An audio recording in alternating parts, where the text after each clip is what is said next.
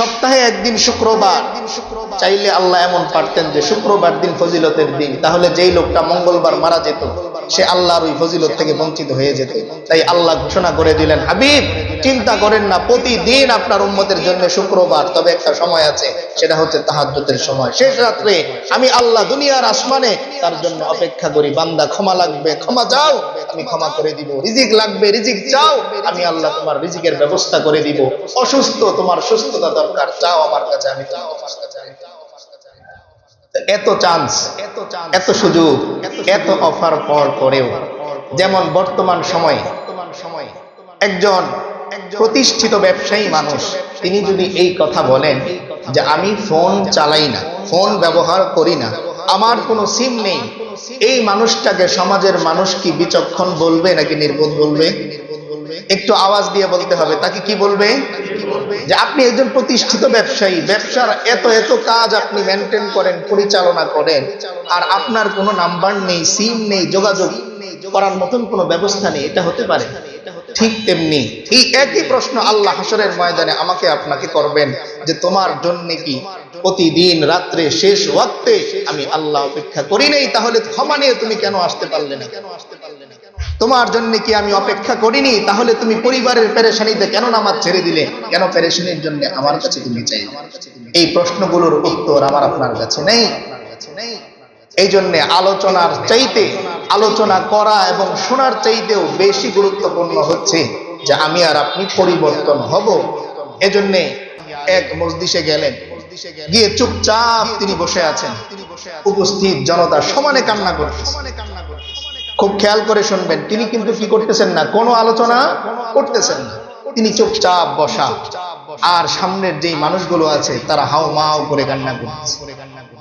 শ্রোতা কি বুঝলো, তিনি কি বোঝাইতে চাইলেন? তিনি মেসেজ এটাই দিতে চাইলেন যে এই যে আমি চুপ করে বসে আছি, এমন একটা দিন আসবে যেই দিন আমার আর আপনার চিরতরে চুপ হয়ে যেতে হবে।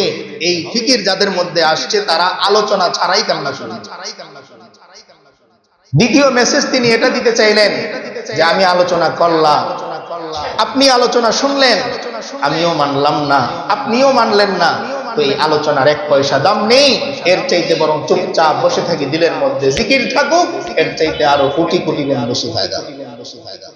তো এই জন্য জমার আলোচনা মূল উদ্দেশ্য না, ওয়াজ মূল উদ্দেশ্য না। মাহফিলের আয়োজন আমি করলাম, বিশাল বড় বড় 4 জন বক্তা দাওয়াত দিলাম, তারা এই এলাকার মানুষের ঘুম হারাম করে দিল, এমন বয়ান করলো, কিন্তু বক্তা নিজেও পরিবর্তন হলো না, এলাকাবাসীও পরিবর্তন হলো না। এই 2 লাখ টাকা ক্ষয় করে আপনি যে মাহফিল করেছেন পুরাটাই বৃথা।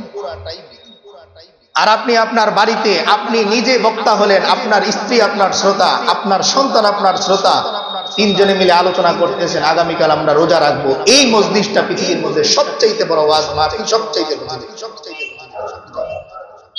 কিন্তু আমরা এই মাহফিল করতে রাজি না।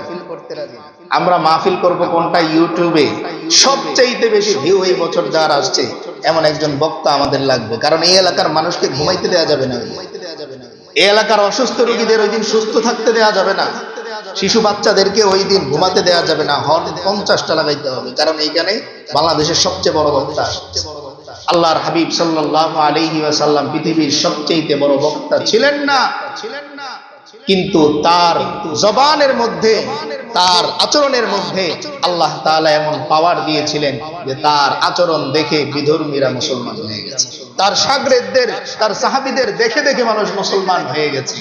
এমন জাদু, এমন আকর্ষণ আল্লাহ তাআলা ওনার আচরণের মধ্যে দিয়েছেন। কিসের কারণে? আমলের কারণে। কিসের কারণে? তো যাই হোক, আজকে যে বিষয়টি নিয়ে আলোচনা করার ফিকির করেছি, যে আয়াত আমি তেলাওয়াত করেছি, এই আয়াতকে সামনে রেখে কয়েকটি কথা বলার চেষ্টা করব। আল্লাহ তাআলা কোরআনে কারীমের মধ্যে বলে,